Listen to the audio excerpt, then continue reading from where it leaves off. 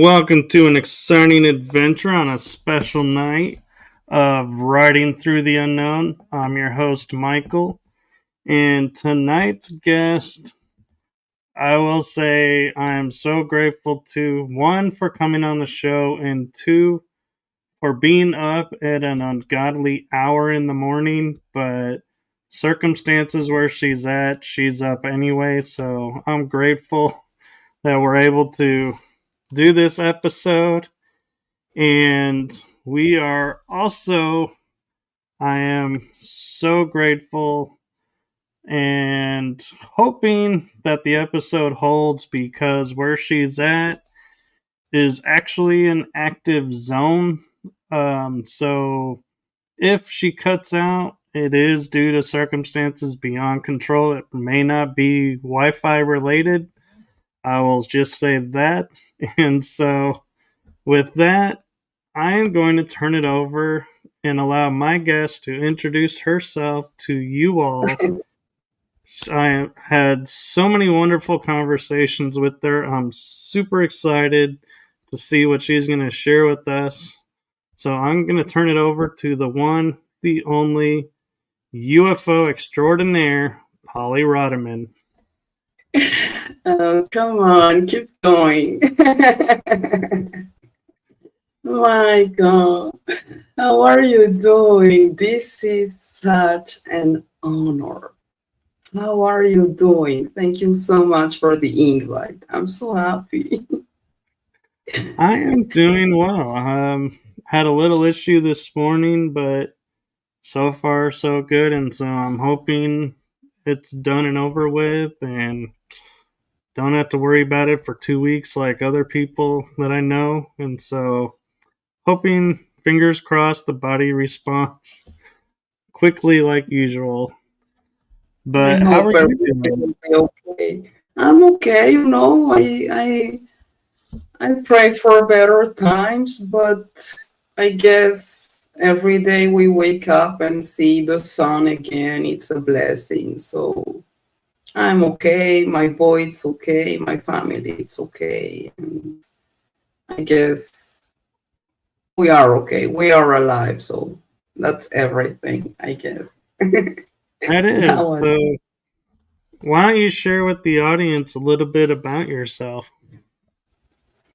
Oh my God. Well, I was born in Bogota, Colombia, year 76. I am the eldest of 4 sisters. And well, I kind of had a regular childhood, But I guess since I was a little child, my empathy was something very strong on me, not only with people and children, but I guess I was feeling paranormal things, So, kind of, when you go to sleep and you feel things touching your legs or your body and you don't understand, like, you don't have cats or dogs in your house, but something is kind of touching your body and you don't understand what is going on. And I used to have like these flying dreams where I really could see myself like jumping and flying, and feeling, like when you are in the plane, suddenly the plane jumps and you feel in your belly this, hole. Well, exactly that feeling. So I used to close my windows and the doors of my wardrobes because I used to feel that there were things there like watching me or something. So for me, going to sleep wasn't fun. I used to cover myself to the head, I didn't want to see whatever was going on there. And so there was this time, I remember we were really, I was really small. My sister was sleeping in front of me. And me too. But when I was sleeping, I felt suddenly like this strong feeling that I need to wake up, wake up, wake up. So I remember I woke up and I sat on my bed and I could see the room and my sister sleeping in her bed in front of me. But I could see this huge spider, like a huge tarantula, the size of a beetle car, um, kind of grabbing my sister and trying to take her out, like from the window. And so I was in shock and pinching myself, but I am awake. I am aware of the situation. I can see my sister, and I want to scream, but my voice just don't come out. It's like I am physically paralyzed. I think that's the first time I felt for the first time that paralyzed feeling when you are aware of your environment somehow. And it's really anguishing because, I wanted to scream like that, but I could not. And so in a second, everything suddenly disappears. And I am just there, kind of lost and trying to understand what happened. I covered myself and I went to sleep again. So I didn't know even how to talk with my parents about this, what could I say? Like, how are they going to believe me? I don't have a proof. Maybe I was dreaming. So I just let it be. But I was growing with these strange feelings that I was feeling strange things. And I thought it was related to ghosts. What happens is that when I was 7 years old, I was already at school, and I started learning in a French school. I speak also French, and there I learned English. And when I came back from school, I used to pick a book from my parents' library in the third floor of my place. And both of my parents they worked in the medical ambience. My father was a pediatrician, rest in peace, and my mother is a nurse. So that library was full of medical books. And I loved medicine for some reason. I love to watch, to look to those pictures and understand our body from the inside out, seeing the pictures of the lungs and the heart. And it was beautiful in my eyes. I could not really understand the language because it was medical language, but still, I was really interested in medicine. But there was this time that I picked one of those books, and when I opened it, the first thing I could see was a triangle. I didn't know what I was looking at, but it was a triangle with three lights. It was a black and white picture, and I don't know whose that book was. But what happened is that the moment I saw that craft, again, everything around me stopped. Time stopped.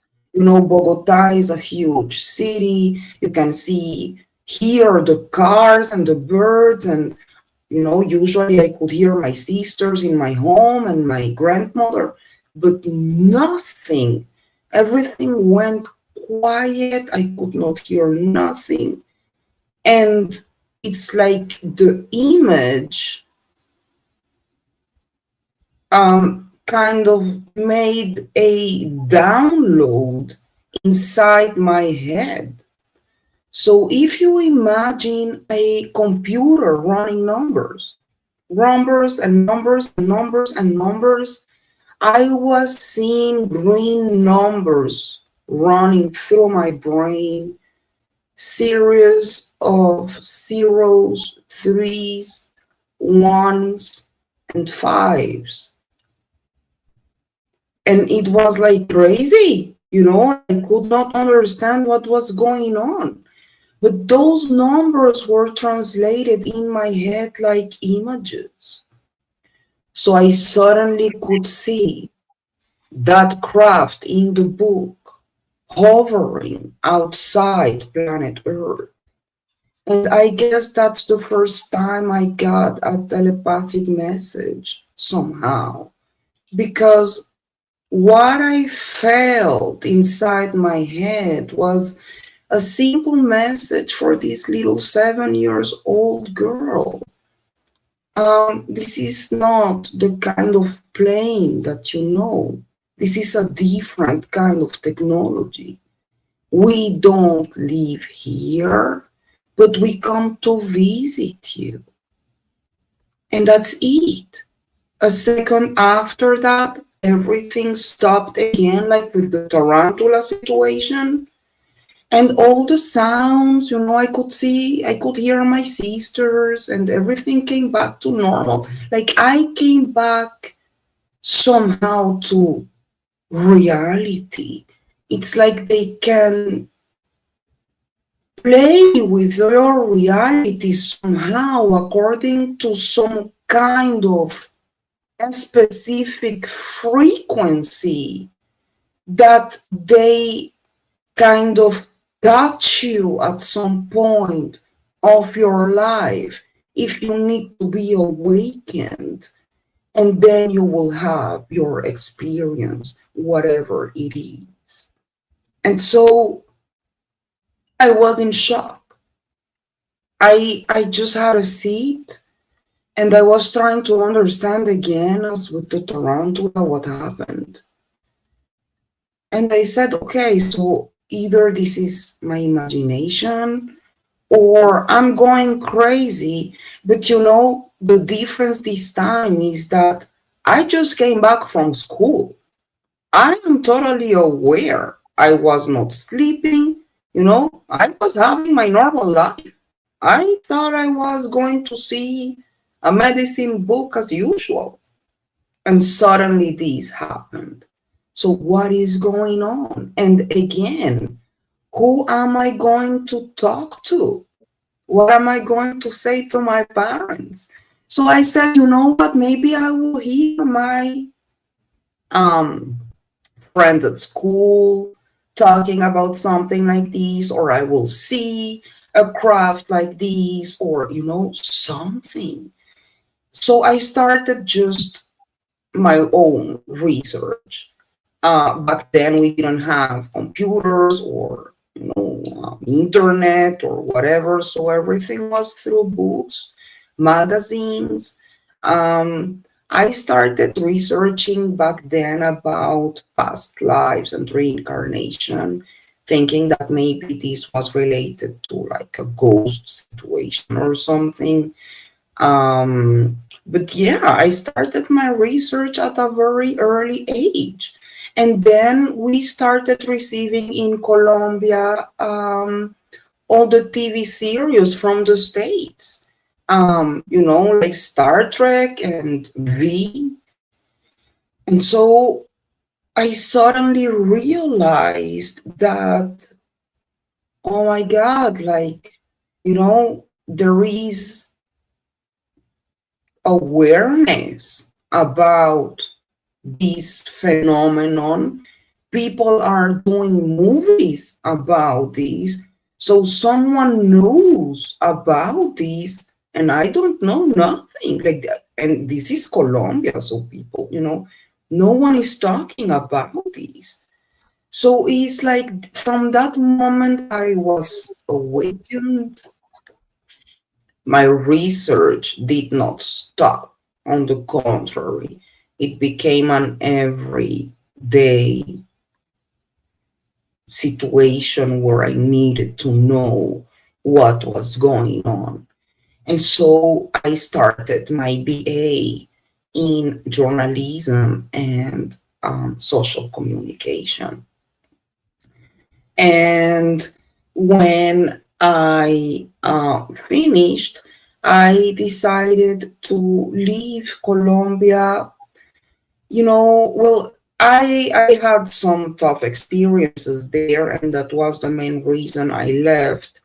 But there was also a strong feeling that I need to come to the place I live now for some reason. It's in the other side of the world. We're talking about the Middle East. My parents were like, you're going to the other side of the world. But I knew this was the place for me. And the more years go by, the more I see that nothing is a coincidence, but more synchronicities. Because only when I came here, just because technology is more advanced, well, we already started to have internet here, and that was the first time I heard Bob Lazar talking.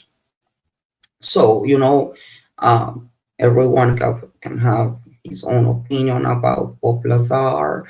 But in my case specifically, it was a confirmation of whatever was going on. So I heard for the first time a guy that is saying that he worked for the government inside Area 51. He's talking about reverse technology, and the government knows about this. And we, the public, we don't know about this. Like, that was an atomic bomb for me. Because I said, okay, so I'm not the only one. This is a confirmation for me. The government knows, and we don't know. So when I came to this new country, I could not work here as a journalist because the laws are different. So I used my journalism in order to research every single everything, podcaster, story, incidents in history, you name it, you know, because I needed to understand not only about the phenomenon, but about myself, what happened to me.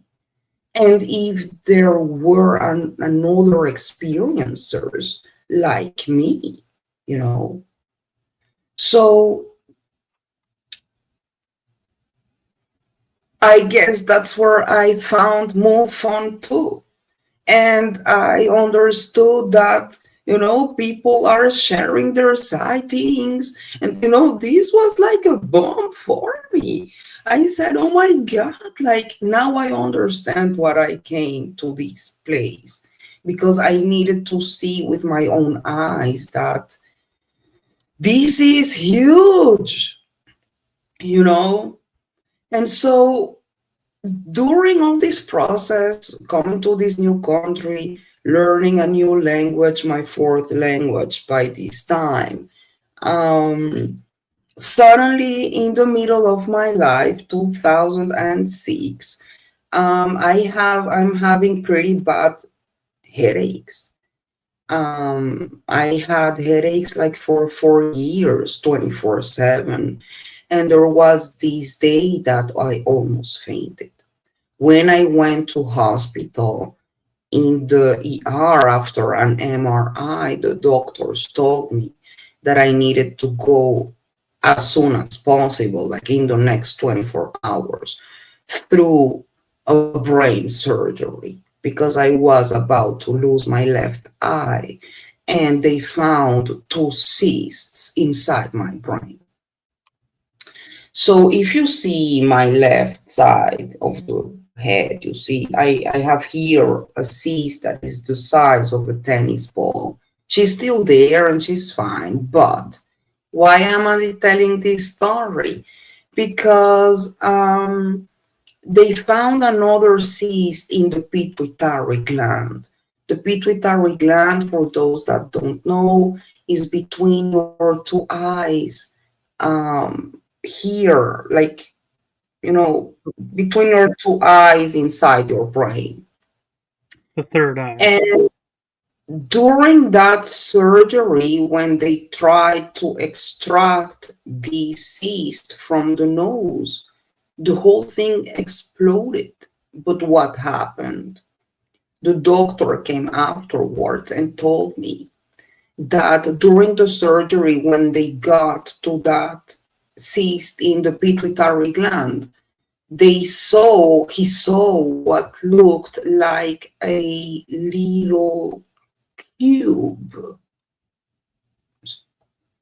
something like now I guess it might have been an implant with a cube shape. It was so tiny that this they could not see this in the MRIs, but um, what he explained is that when he tried to take the cyst with that thing that he found inside from my nose, the whole thing exploded. And so they saved my life on the spot, because the fluids from my brain were just flowing out from my nose and I was about to die. So now that I think about it, I think maybe it could have been an implant. And maybe it was kind of, it auto-destroyed itself somehow when they tried to take it out. So I don't have it. I have, of course, all the MRIs, scanners, but you don't see the implant, and I don't have it. I didn't know back then that this could be related or not, so I just continued with my life. Thanks God, everything is okay now, and I feel much better. But what happened is that in 2013, I wanted to get pregnant. And my boy, now he's a 10 years old, beautiful, amazing gentleman boy. I'm in love. I brought him to this world through a sperm donor. And eventually everything was through IVF. But what started happening is that I was starting having this situation where, and specifically during my ovulation cycles, I was going to sleep, and the feeling is that I get paralyzed again. I'm starting wondering if that's kind of a part of the process when they contact you, this paralyzing situation. But I go to sleep and I feel paralyzed again. And it's like in a second, I feel like I suddenly land in another soil. It looks like if you see pictures of Mars, I guess the best way I can describe it, it's like a Martian soil, very red sand, like the Australian sands, very rocky mountains. I don't feel cold or hot. It's a very nice situation, a little windy, but nice, but it doesn't look like planet Earth. you know. It's Um, interesting you say that because there is a spot near Area 51 that fits that description. They actually film movies of Mars there. well, yeah, it's very strange. And well, I say it looks like a Martian soil because we can see it in pictures, and so you can kind of understand like the Martian soil situation.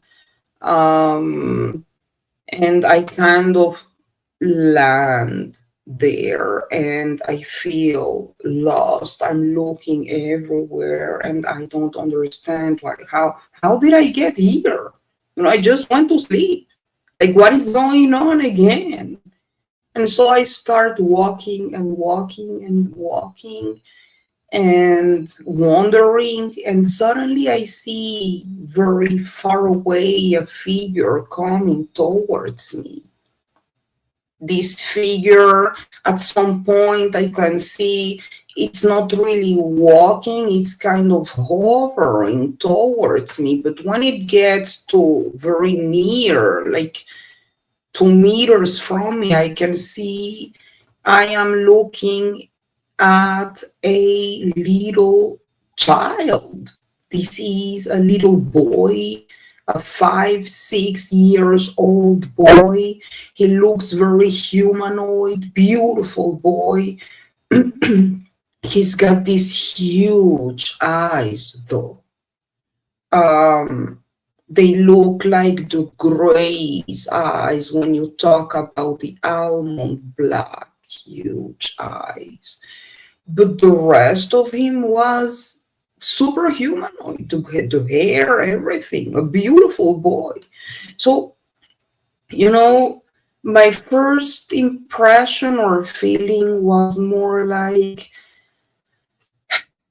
a motherhood instinct was immediately awakened, where I felt this boy was mine and I need to take care of him.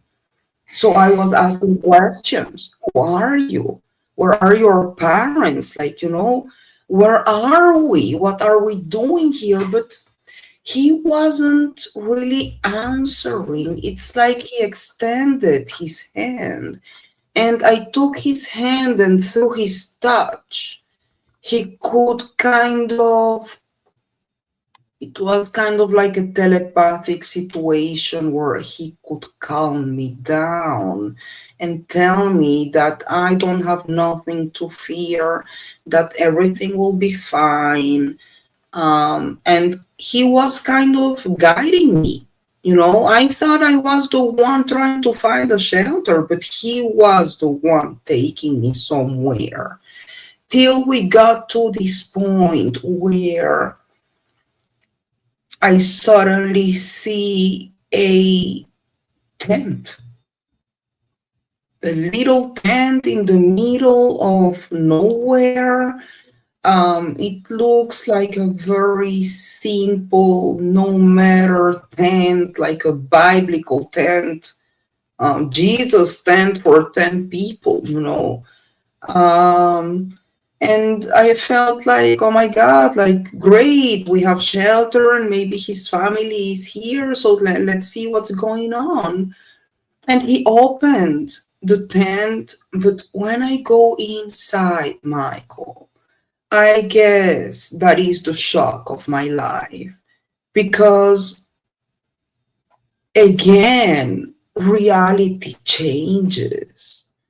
And so when I go inside, well, this is not a tent. This is a craft. This is a huge, round craft. Like, it's so big that I cannot see the end of it. And the feeling is that I am just in one room of a huge compound. I can see 2 floors. In the second floor, I can see like black smoked windows all around. And the first floor looked crystal clean, sterile, like, I like impossible clean. I don't know how you clean something like that, but it looks like an ER place. Suddenly, in my left side, I could see a kind of a Lego stairs structure, and there is an entity sitting there. It looks more like a hologram. But this one tells me, we are glad you are here because you are the only one that can help us and save us right now. And so I said, like what? Like, who are you guys? What is going on? This was a tent. How am I here? Who is this boy? Like, I don't get it. And when I'm losing it again, the boy that picked me up in the desert, he takes my hand again. He counts me down again. And he raises his hand again. And now I can see the whole place. We are talking about an ER. I can see now about 50 beds. In each one of those beds, there is a woman having birth. These women are in different stages of pregnancy. And some of the babies were already born. Next to the women beds, there are like little beds for those babies. And suddenly I could see, in the middle of this craft, there is like this black, like this white, bright light coming from the middle. And I could see suddenly the praying mantis. She was standing there. And I guess that is the moment where the brain tries to, you feel like a shock in your brain, because this is an insectoid, huge, that you've never seen before. The brain, it's kind of trying to understand what you are looking at, and it's a shock. But amazingly, I did not feel scared or threatened. On the contrary, when I looked into the mantis' eyes, she looked at me straight into my eyes with her beautiful eyes, and I could see the universe through her. It's like through her eyes I could see a profound knowledge about creation, the universe, DNA, evolution. I cannot even explain. This is an entity that knows everything about the creation of the universe somehow. But the message was just straight. She looked into my eyes and she told me, now it's time to do your job. And so, for some reason, I immediately understood that I need to help all those women and baby with the knowledge that I have about medicine. I never studied medicine, but for some reason I was so attracted to it since I was a little girl. that I guess somehow I had the knowledge to help all those women and babies. And so I started running and grabbing in my hands everything I could. I checked every single one of those women and babies. And I guess now in retrospective, I understand that my empathy was very important here because I could really support every single woman and every single baby. I could even, you know, hug the babies, just show them what is love, what is hug, what is to sing for a baby. What I need to say is that all those babies were completely humanoid, but they all had the grays, black almond eyes. All of them. Hybrids. Yes, that's my conclusion now after many years. Yes. And so the women, well, they were in labor, so of course they were stressed, but my feeling is that they don't know that they are in a craft or something, like they are not aware of the alien situation or the hybridization program that is going on there. I don't know how they play with every single one of the realities, but including mine, because again, the desert, the tent, everything is, but somehow they can make it. And after I finish checking all the women and all the babies, and I feel I did my job, everything stops again in a second.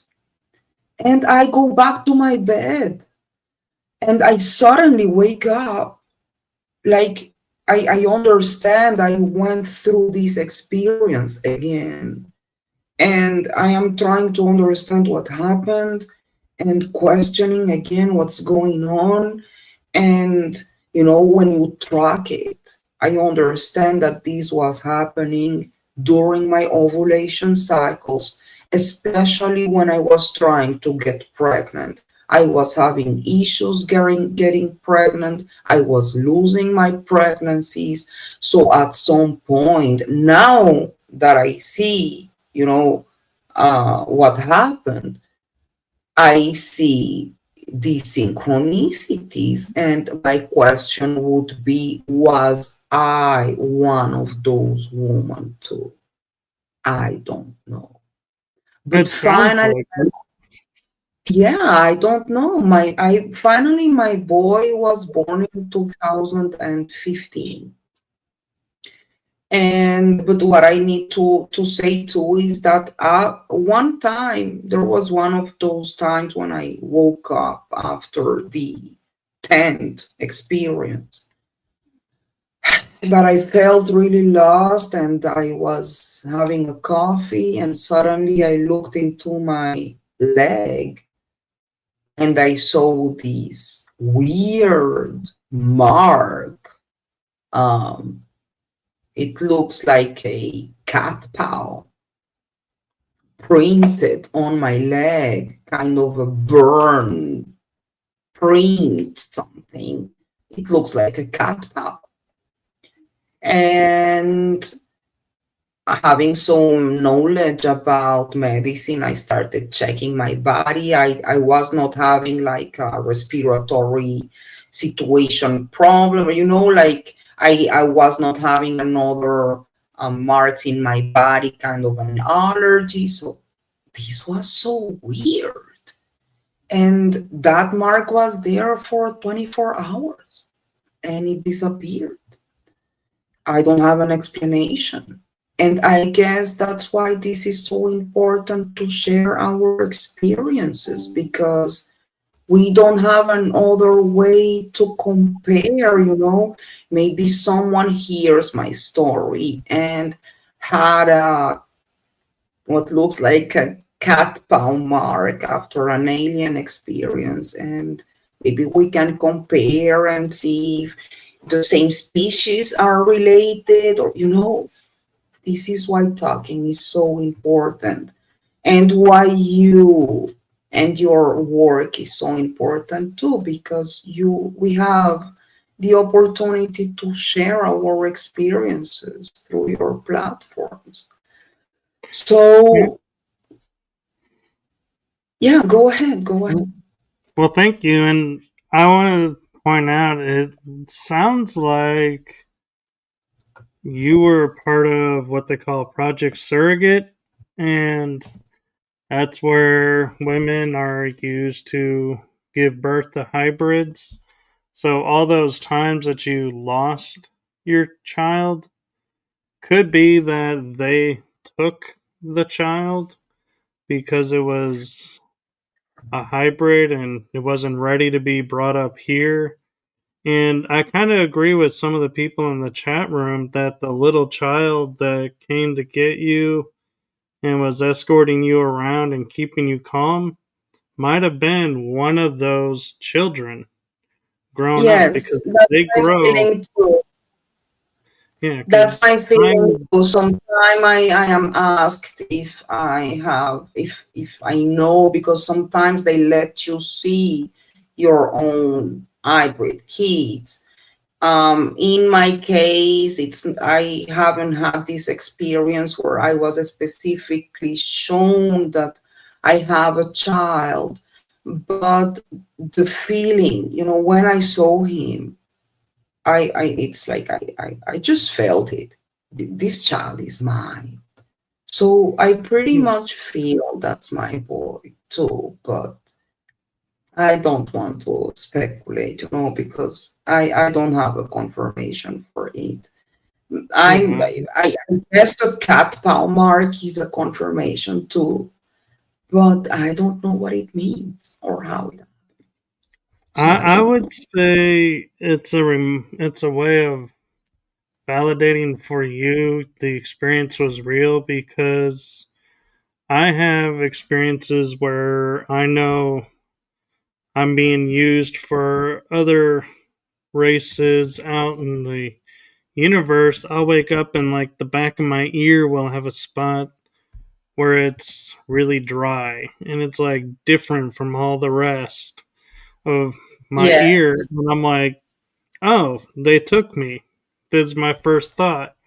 And so I feel like that's what they were doing for you, was because they were seeing you in your mind, like struggling, going, is this real? Is this not real? To show that mark so that you go, yes, this is real. You are who you think yes, you are, and you're not going insane, so to speak. exactly. I guess, that is why I truly would love the community to understand that we are all a little piece of this puzzle, and our experiences are very objective for each one of us and very subjective for the others, but we cannot pretend that our experience is the law, because No. we all lived different experiences, and we should respect the way each one of us felt that experience.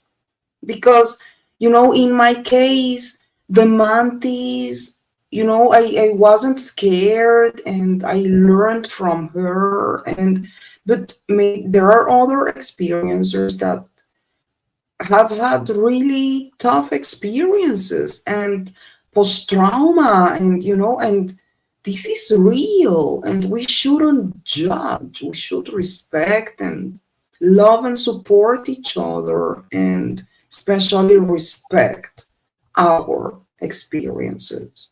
So, you know, share and stay strong and know that sharing is a confirmation for all of us.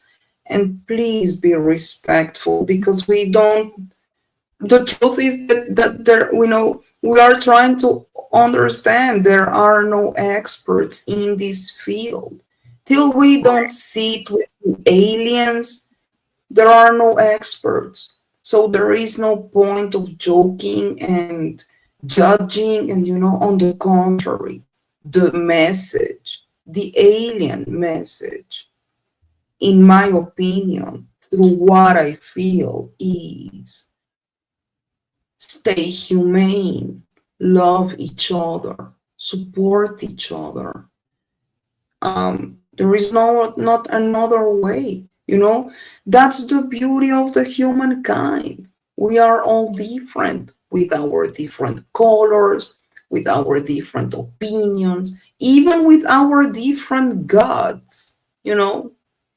But spirituality goes further. Religion is one thing. Spirituality goes further. Who are you as a human being? Your empathy, your love, and your support for each other. And that's how we should look at it.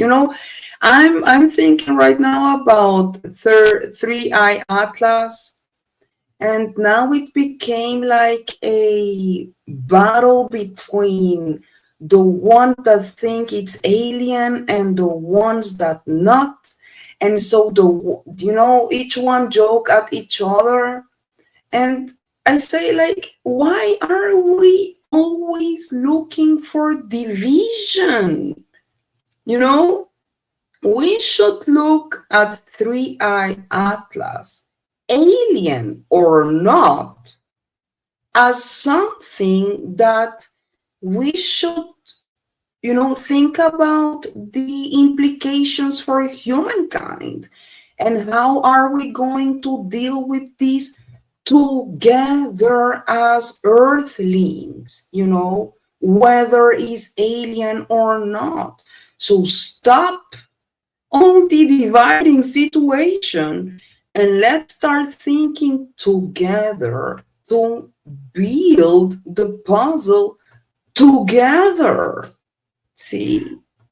And what's interesting is I have a lot of friends who talk with other races out there and have different experiences, and the one common thread you actually hit the nail on the head with is a lot of them have ascended and have gone into new paths that we are yet to master, but we have mastered something that they have forgotten, and that is the emotions. We Yeah. feel in ways they can't, and so they have to come here to study us to learn how to feel Yes. again. Yes. True. That's my feeling too.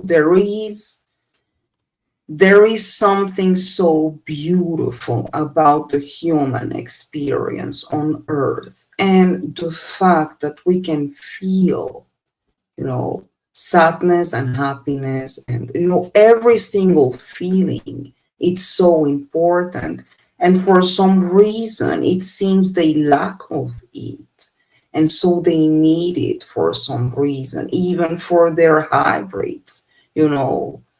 And so we should go back to love and support each other, I and agree. understand that we are trying to build a better world for our kids, for our children. So be an empath, love, support. It's not so hard, it's free, you know. Yeah, and we actually have a couple questions in the chat room. One that came up earlier was Monisha Moxley. I hope I'm pronouncing that right. She's asking your thoughts on she's curious if the boy had autism because She has 2 autistic sons and they communicate telepathically. Monisha, great to see you. Thank you for your question. Well, I don't know what boy you're talking about. If you're The talking one that about was my escorting you. in the desert, Yes. no. No, they did not. He didn't um had any signals of an autism situation. I think he was more kind of a hybrid with kind of natural telepathic um a natural telepathic situation. But I truly believe what is going on now with the telepathy tapes is super important, because sometimes I've been wondering lately if what we are used to call mental illness, including schizophrenia, and maybe we are talking about people that can see dimensions differently or are connected to those dimensions that we cannot see. And so I wouldn't be surprised if people with autism can telepathically communicate. And it's beautiful. And it also shows us how much we don't know about our brain, because it's not trained. I guess if we were trained since birth, we could do it too, but we are not trained, so we don't know. I've worked with So, some autistic kids, and I feel like they're on an evolutionary scale ahead of us. yes. Actually, we're Yeah. having to catch up with them. Yeah, they are. It's beautiful, beautiful. They are beautiful persons. Yes. And the next question comes from Home Gym Physique. And he is asking, what does your family and friends think of your special situation? Jim, thank you so much for your question. Oh my God. Well, it's been a process, I have to say, because um, well, when I was a child, and I tried to mention this to my mother when we were looking at this series, from the States. Well, I said like to my mom, that's them. And my mother was like, oh no, oh my God, this is Hollywood, like, but now I think they've come to understand that this is real. They are more aware. They are asking questions. They've seen all the process, and they are totally supportive. My mother and my sisters are in my Facebook group, Area 50 Human UFO UAP News. And my mother now is super updated on 3i Atlas and everything. So I am so happy because I can see that somehow, even with my own family, um, you know, consciousness is growing. And when you touch hearts, and you put this little seed in people, they can do with that seed whatever they want, even ignore it. But those that take that seed and start researching and wondering, well, the job is done. And this is our task.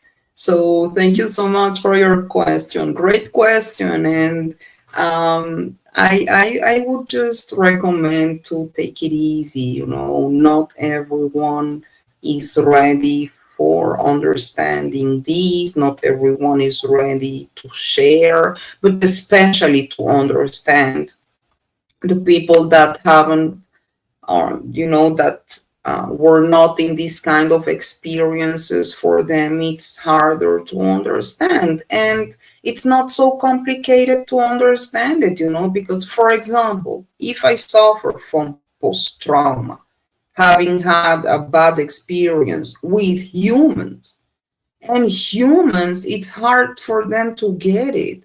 Well, it's harder to get an alien experience, even for your family. So be patient, take it easy. Be aware of how much information even you want to share. You don't need to open everything, Not everyone is in the same stage of consciousness, including your family. So you need to know how much you can talk and with whom. That's the point, including your family and kids. So I always say talk, but be aware that not everyone will get it, and it's fine. It's totally fine, as long as you stand by your experience, because you know what you saw and you know what you felt, So there Exactly. will always be people judging you, and it's okay, you know. Just go on, go on. You are not alone. That's the point. You are a beautiful, huge community. Find the right people for you, for your path. And there is always someone ready to hold your hand and, go ahead. Yeah, and we have one more question actually in the chat room. Jim Lucier Mystery School is asking, "Hi Polly, do you think that telepathy can also be a form of intuitive knowing? Thank you."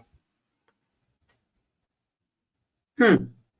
Great question. Well, intuition is something that I always say, follow your intuition. When you feel that gut feeling that something is not okay, or something's wrong, or maybe I should not get inside that situation, listen to yourself, listen to your instinct, because that is kind of your soul telling you to be aware of something. But I see telepathy as something different. I see telepathy as a kind of communication that we just don't know how to use, because we were not taught how to use it. But I guess the moment you um, learn, prepare yourself, and train your brain, it's possible. And I guess there are some people, I don't know if it's according to your empathy or your frequency or to what. Maybe there are people that it's easier for them to make this kind of connections, right? But it doesn't mean that it's impossible. I think everyone can make it if you try and if you train yourself. But I think it's two different things. Yeah, I'm gonna kind of sidestep a little bit and say I think a lot of people are more telepathic than they realize, because Yes, how many times, can we say in life that we were like, when you're driving down the road and you hear you're in your thoughts, turn right instead of going straight. That I think is your guide and talking to you through telepathy. We don't necessarily use it to talk to each other, but I think we use it to talk to entities that are looking down on Earth that may not be on Earth. agree. Agree. I totally agree. The thing is that we are not aware of it, you know, because maybe it comes with us as a natural thing. Like we are born with it, naturally, and maybe we use it in our everyday, even with our family, or when you feel like a relative is going to call, and and you feel the call and it suddenly happens. Well, I believe it happens every day. We are just not aware of it. And if we train our brains, and if we were more aware of it, well, we could use it in our everyday life as a regular thing, I guess. No. I agree, and we're actually at the hour mark, and because it's so early there, I want to respect that and your situation of what's going on around you. So I want to say, let's pick this up with another episode because I feel like there's so much more to talk about, and I feel like, we, in a more earlier time, maybe could communicate more and share more because it is early in the morning for you, and I know you say you don't sleep, but you have a lot of stress going on over there, so I want to make sure you take care of yourself. Oh, Michael, thank you so much. Yeah, I'm used to work with your hours, I guess. So I'm used to, it's my 5 a.m. right now. But I am in the other side of the world. But this was amazing, and it's really an honor. And I want to say thank you for your work and for the invite, and wish you good luck with your book. I am so proud of you. And the message for everyone is stay humane, love each other. Thank you so much for coming, joining, watching, and listening. Keep sharing. I love you all very much. And come and join me in Facebook, Area 50 Human, UFO UAP News in Facebook. The link is in the description, and for those who may not be aware, we keep talking about she's on the other side of the world. She's actually in Jerusalem right now, and so that's why I'm saying, with what's going on there, I want her to be able to get to safety if needs be, because they're not exactly in a safe zone right now, and so I don't want to tempt fate. But I also want to say, though, to you, Polly, from my heart and the heart of my show, thank you for what you're doing for humanity and for the Oh, other side. the honor is mine. The honor is mine. We should hold hands, and that's the beauty of it. I love you all very much, and thank you so much for your support. Yes, and do make sure you like, subscribe, and follow my channel, because you never know when Polly's gonna make an appearance or pop in the chat room, and so it's a way to keep in touch, and make sure you follow along so you don't miss another episode with her. Thank you. Yeah, I'll see you in the chat. Sure. Everywhere in the pages in the chat, we'll find each other. Yeah. Love you So all. thank you for your time, and do be safe. Do take care of yourself, and my thoughts and prayers are with you and your family right now, and always, actually. You know that from our conversations. So I thank know. you, and have a wonderful day and weekend, actually. So blessings to you. Thank you. All my love. And with that, we are going to say goodnight, everyone.